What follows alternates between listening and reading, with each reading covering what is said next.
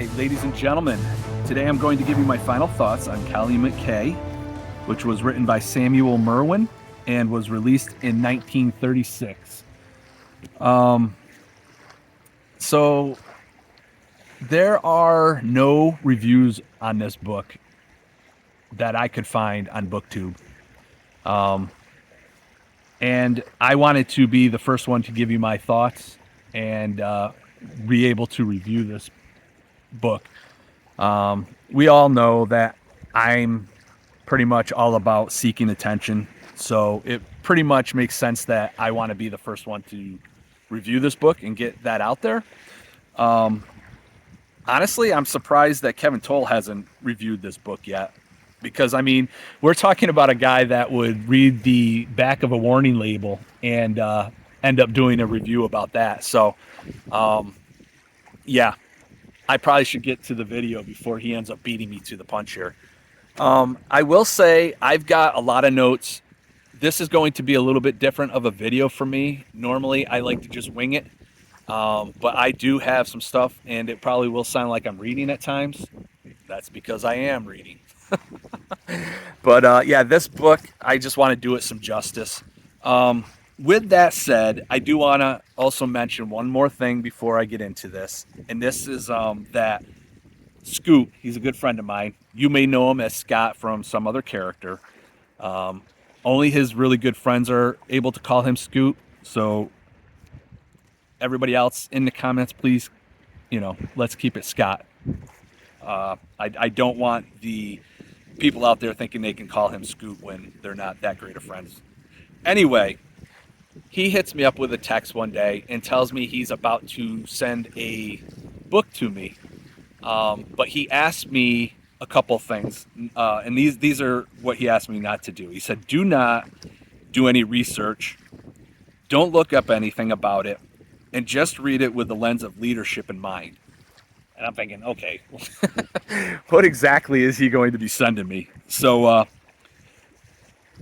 anyway, he sends this to me on his own dime. He bought the book for me, and sorry, I'm getting a phone call in the middle of this. Thank you very much. I guess I have to be a little honest here. It turns out Scott actually is planning on releasing his own video on this book. And he's the one that did all the research as far as finding out whether it's been done or not before. And I'm kind of like going to be a little bit of a slime ball and beat him to the punch. We agreed that we were going to do this together, but I really want to be the first person to put this video out. So I guess what I would say is, Scott, you fool. You fell victim to one of the classic blunders, the most famous of which is never get involved in a land war in Asia. But only slightly less well known is this: never go in against a fellow booktuber when views are on the line. Okay. Anyway, there's my comedy shtick. Maybe I'll leave this for Scott. He's a much funnier person than me. But I guess what I will say is, listen, buddy, if you ain't first, you're last, right? So let's finally get into the review. Here's where it's going to probably sound like I'm reading something. Again, it's probably because I'm reading something. Calumet K by Samuel Merwin. This book dives into the grit and determination required to navigate an early 20th century world filled with challenges and tough decisions. Set against the backdrop of a small industrial town, the story follows Bannon, a no-nonsense engineer working for the Calumet K company, which is at the center of a rapidly evolving business venture. The novel captures both the personal and professional struggles of Bannon as he faces corporate politics, human relationships, and the complexity of navigating ambition and loyalty. One of the most appealing aspects of the novel is Bannon's sensible approach to life. He is a man of action, often seen taking a practical and resolute stance when confronted with challenges. Whether dealing with technical problems, ethical dilemmas, or business pressures, Bannon's attitude remains unflinching. His willingness to make tough decisions, even when they're unpopular, stands out as a defining feature of his character. Merwin's writing is sharp and to the point, mirroring Bannon's own no-nonsense demeanor.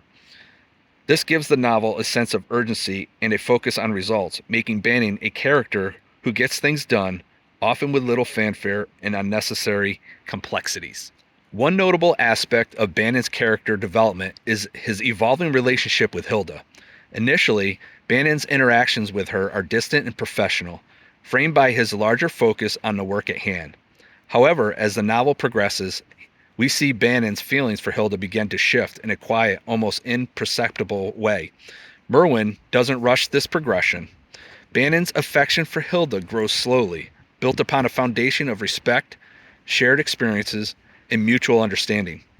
Bannon is not the type to express his emotions easily, and his slow appreciation for Hilda feels real and understated. This careful development of the bond adds a layer of emotional depth to a story that might otherwise seem focused purely on work and progress. Bannon's internal struggles between his professional responsibility and personal desires creates a tension throughout the book. As he juggles the demands of his job with his growing feelings for Hilda, he faces moments where he must choose between duty and his heart. It's clear that Bannon is driven by an intense work ethic.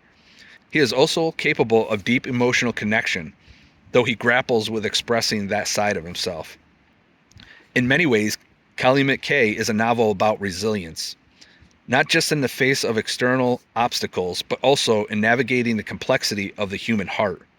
The pacing of Bannon's emotional journey, particularly with Hilda, reflects this theme of slow and steady growth. It's a story of gradual change, both in Bannon's personal life and the business world he inhabits. And it's this balance between the practical and the emotional that makes Calumet K an engaging read.